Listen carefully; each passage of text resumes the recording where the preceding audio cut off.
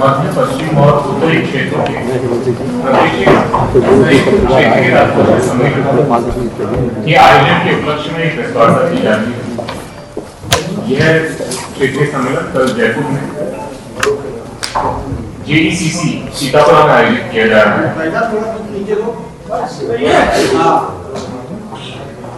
जिसमें राजस्थान के माननीय मुख्यमंत्री श्री मनोहर शर्मा जी मुख्य अतिथि होंगे।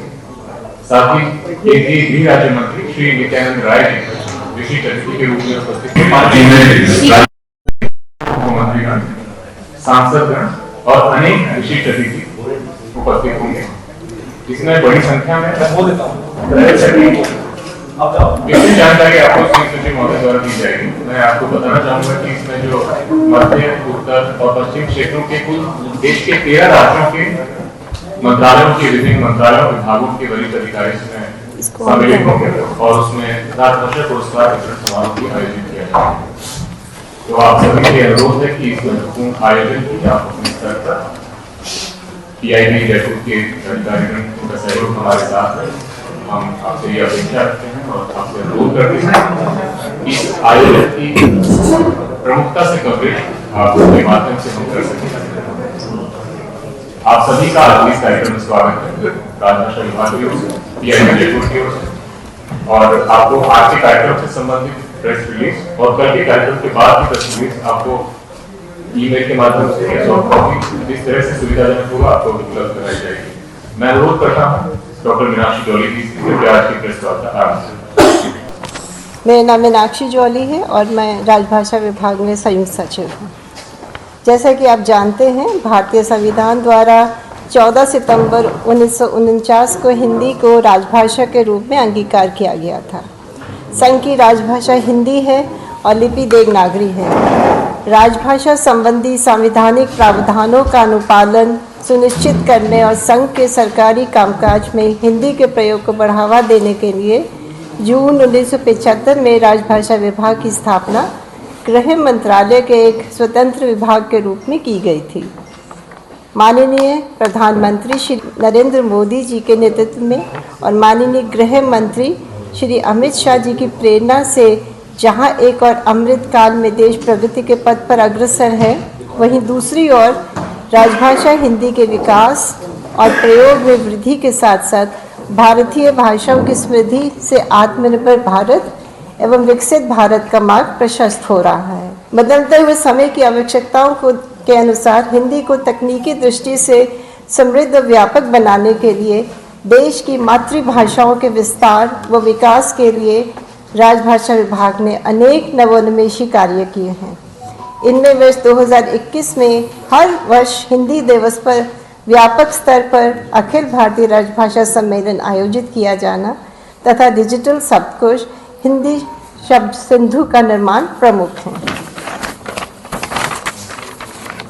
राजभाषा विभाग सरकारी कामकाज में हिंदी के प्रगामी प्रयोग को बढ़ावा देने के लिए निरंतर प्रयासरत है और इसी क्रम में प्रत्येक वित्तीय वर्ष में देश के अलग अलग भागों में 4 क्षेत्रीय सम्मेलन आयोजित किए जाते रहे हैं। राजभाषा विभाग गृह मंत्रालय द्वारा दिनांक 17 फरवरी 2025 को प्रातः 10 बजे से हॉल नंबर 2 जयपुर प्रदर्शनी एवं सम्मेलन केंद्र JECC सीतापुरा सांगनेर जयपुर में उत्तर 1, उत्तर 2, मध्य एवं पश्चिम क्षेत्रों का संयुक्त क्षेत्रीय राजभाषा सम्मेलन एवं पुरस्कार वितरण समारोह का आयोजन किया जा रहा है। यह वर्ष 2024-25 का दूसरा आयोजन है। इससे पहले हम लोग 4 जनवरी 2025 को मैसूरू कर्नाटका में इस वर्ष का पहला क्षेत्रीय सम्मेलन आयोजित कर चुके हैं। जैसा कि आपको मैंने पहले भी बताया है कि 5 या 4 सम्मेलन हम लोग करते हैं हर साल। पहला मैसूरू में हुआ है। ये एक साहित्य सम्मेलन है जो 4 क्षेत्रों को लेकर हम लोग कर रहे हैं। इस कड़ी का जो आखिरी सम्मेलन है वो गुवाहाटी में होगा 5 मार्च को। समारोह के मुख्य अतिथि राजस्थान के माननीय मुख्यमंत्री श्री भजन लाल शर्मा जी होंगे। विशिष्ट अतिथि के रूप में माननीय केंद्रीय गृह मंत्री श्री नित्यानंद राय जी राजस्थान के माननीय उप मुख्यमंत्री डॉक्टर प्रेमचंद बैरवा जी एवं श्रीमती दिया कुमारी जी उपस्थित रहेंगी। साथ ही कार्यक्रम में श्रीमती मंजू शर्मा संसद सदस्य लोकसभा और श्री मदन राठौड़ संसद सदस्य राज्यसभा भी उपस्थित रहेंगे। सम्मेलन में राजभाषा विभाग की सचिव के सहित बड़ी संख्या में केंद्र सरकार के कार्यालयों, बैंकों, उपक्रमों आदि से वरिष्ठ अधिकारी उपस्थित रहेंगे। हिंदी के प्रयोग के आधार पर देश को क, ख, ग क्षेत्रों में वर्गीकृत किया गया है और इन क्षेत्रों में संघ की राजभाषा नीति के कार्यान्वयन एवं राजभाषा के रूप में हिंदी के प्रचार प्रसार के लिए देश भर में नगर राजभाषा कार्यान्वयन समितियों और उनके राजभाषा विभाग के अधीन 8 क्षेत्रीय कार्यान्वयन कार्यालय कार्यरत हैं, जिनको RIOs कहते हैं, जो कि रीजनल इम्प्लीमेंटेशन ऑफिसर्स हैं। कल का सम्मेलन उत्तर 1, उत्तर 2, मध्य और पश्चिम क्षेत्रों का संयुक्त क्षेत्रीय सम्मेलन होगा। उत्तर 1 क्षेत्र में दिल्ली, पंजाब, हरियाणा, हिमाचल प्रदेश, जम्मू कश्मीर, चंडीगढ़ एवं राजस्थान शामिल हैं और उत्तर 2 में उत्तर प्रदेश और उत्तराखंड हैं। मध्य क्षेत्र में मध्य प्रदेश और छत्तीसगढ़ हैं तथा पश्चिम क्षेत्र में महाराष्ट्र, गुजरात, गोवा, दमन दीव, दादरा और नागर हवेली शामिल हैं।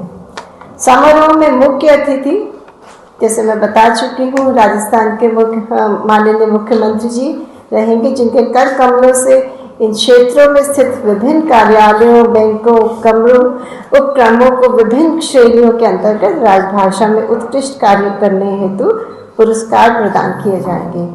साथ ही नगर राजभाषा कार्यान्वयन समितियां, जिनको हम नराकास भी कहते हैं, को नराकास राजभाषा सम्मान से सम्मानित किया जाएगा। पुरस्कार विजेताओं को प्रमाण पत्र तथा शील्ड देकर सम्मानित किया जाएगा। कल प्रदान किए जाने वाले पुरस्कारों की कुल संख्या 110 है। इन पुरस्कारों का चयन सूचना प्रबंधन प्रणाली, जो कि मैनेजमेंट इंफॉर्मेशन सिस्टम में जो काफ़ी समय से हमारे विभाग में प्रचलित है, से प्राप्त तिमाही प्रगति रिपोर्ट के आधार पर किया जाता है। मैं आप सबसे अनुरोध करती हूँ कि इस समारोह में अवश्य शामिल हों, भरपूर नंबर से आए और इस कार्यक्रम का अधिक से अधिक प्रचार प्रसार कर संवैधानिक दायित्वों का निर्वहन करने में सहयोग करें। देखिए, हिंदी का जो फैलाव होना है राजभाषा के रूप में, वो आप ही लोगों पर निर्भर है, क्योंकि ये दंडनीय, हमारे पास कोई भी प्रावधान या कोई भी धारा नहीं है। मेरे साथ बैठे जितने भी मेरे सहकर्मी है, वो भी आपको मेरी इस बात से सहमत होंगे। केवल प्रयास है, प्रोत्साहन है और आप लोगों का इसमें प्रयत्न हमारे साथ हो तो हिंदी बहुत आगे जा सकती है। धन्यवाद। ये हमारे 4 अलग अलग क्षेत्रीय सम्मेलन आयोजित होते हैं हमारे, तो उसमें अलग अलग राज्य होते हैं। तो साउथ वाला हमारा, जैसे मैडम बता रही है, मैसूर में हो चुका है। मैंने आपको जो ये मिलेगा रिलीज नहीं ये बात सुनिए, रिलीज में सारे क्षेत्र लिखे हैं, वो सब स्टेट लिखे हुए हैं। जो साउथ के स्टेट है वो मैसूर वाले में कवर हो गए हैं। नॉर्थ ईस्ट वाले और कैलकाटा वाले, उड़ीसा, जो झारखंड है, ये रह गए हैं, ये लोग 5 मार्च को कवर हो जाएंगे गुवाहाटी में। हर साल सारे प्रदेशों को हम लोग कवर करके उन्हें पुरस्कार देते हैं और एकदम ये ट्रांसपेरेंट प्रोसेस है। जो भी आंकड़े हमारे पास है उसी को बेस बना के दिए जाते हैं। मैं देवेंद्र सिंह हूँ ब्रांच से। हाँ जी, आपके भी मौजूदा में आपके मध्य पश्चिमी और उत्तरी क्षेत्रों में जो आयकर कार्यालय हैं, उनमें जो नोटिस इशू होते हैं अभी मौजूदा संख्या में, पिछले कुछ साल वगैरह बता दें, तो हिंदी की कितनी इस्तेमाल आप लोग करते हैं, या नोटिस अभी भी क्या पुरानी इंग्लिश उसी में भेज जाता है जो आयकर से संबंधित खासकर पब्लिक की जुड़ी हुई?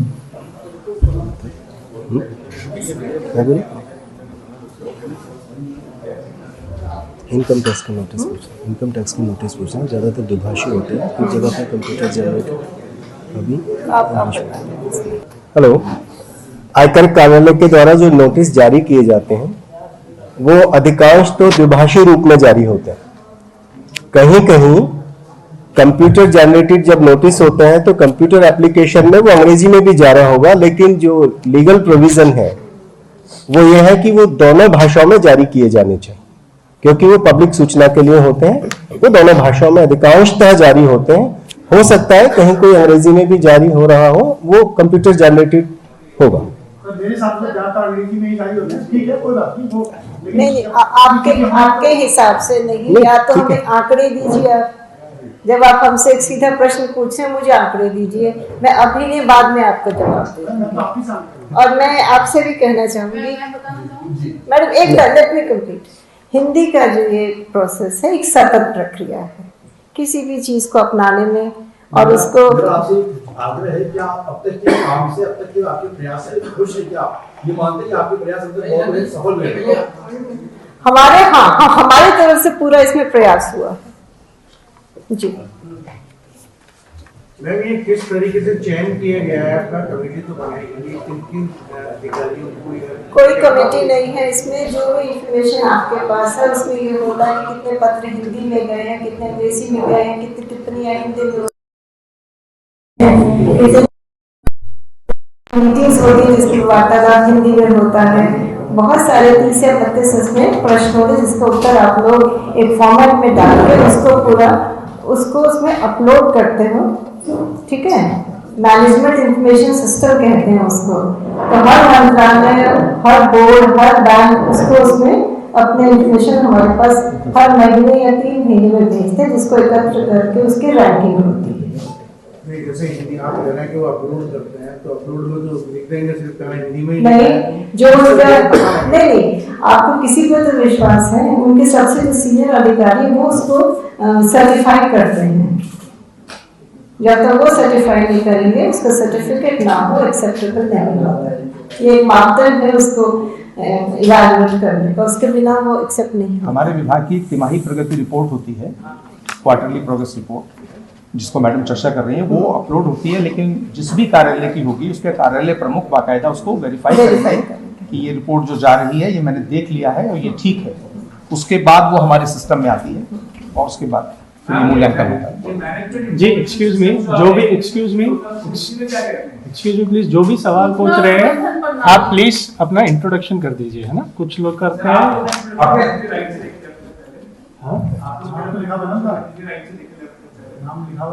अभी हमने एक कार्यक्रम प्रेस कॉन्फ्रेंस चालू होने से पहले सबका नाम अवगत करवाया था आपको, तो हमारा आपसे आग्रह यही है कि ये क्वेश्चन करेंगे तो उसका जवाब दिया जाएगा। जी, थैंक यू। आप लोग इतने व्याकुल क्यों हैं हिंदी को लेकर? जब तक आप उत्साहित नहीं होंगे उसका मुझे नहीं लगता हम लोग अपने आप आपसे नहीं, उनसे पूछ रही हूँ। Let him speak please. 75 साल से तो बहुत सारी स्कीम्स चल रही है जी, और उनके पास तो दंडनीय वो प्रावधान भी हैं। व्याकुल नहीं है, सवाल नहीं है कि अप्रूव करनी पड़ रही है। आपको लगता है कि आपकी जो अभी तक कोशिशें रही हैं वो नाकाफी रही हैं? सवाल हमारा जो मैंडेट है हम तो वो कर रहे हैं, आगे हम सबको प्रेरित करते हैं, भैया इसको यूज कीजिए। और भारत का तो स्ट्रक्चर है ना, फेडरल स्ट्रक्चर है, हर प्रदेश में और बहुत सारी भाषाएं जिनको इग्नोर नहीं किया जा सकता। हिंदी किसी पर थोपी नहीं जा सकती। ये मैडम ने कहा ना, प्रेरणा, प्रोत्साहन और सद्भाव। नहीं, बिल्कुल नहीं। I am not getting perturbed, sir. ये बात आपके सम्मेलन से है, इसको आप अन्य करते हैं। साथ में ये भी जानना चाहूंगा, इस सम्मेलन में किस कैटेगरी के लोगों को बुलाया गया है और उसका आने वाले समय में कितना लाभ मिल पाएगा? मैं केवल एक ही बात कहूंगी, हिंदी की जो वर्तमान में जो हमारे जो लीगल पोजीशन है उसमें कोई भी दंडनीय हमारे पास प्रावधान नहीं है। मैं किसी को कुछ सज़ा नहीं दे सकती, हमारे सचिव या मंत्री को सज़ा नहीं दे सकते अगर कोई व्यक्ति इस बात का चयन करता कि मैं हिंदी में कार्य नहीं करूँगा। कोई किसी को इसमें वो फोर्स नहीं कर सकता है। ये मेरा अपना मन है कि मैं किस भाषा को अपना के उसमें कार्य करती हूँ, उसी को आगे बढ़ावा देने के लिए हम लोग इसमें प्रोत्साहित करते हैं लोगों को। ये जो पुरस्कार हम दे रहे हैं उसी कड़ी में आगे उसी श्रृंखला में एक कड़ी है।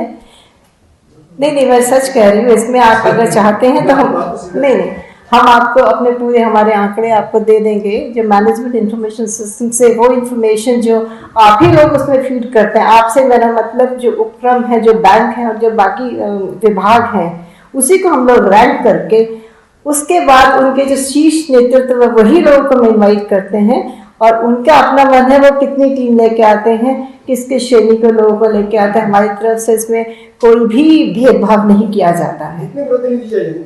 हाँ जी, कितने पार्टिसिपेंट आएंगे? ये ऐसा हमने उसमें कोई लिमिट नहीं लगा रखी है जी।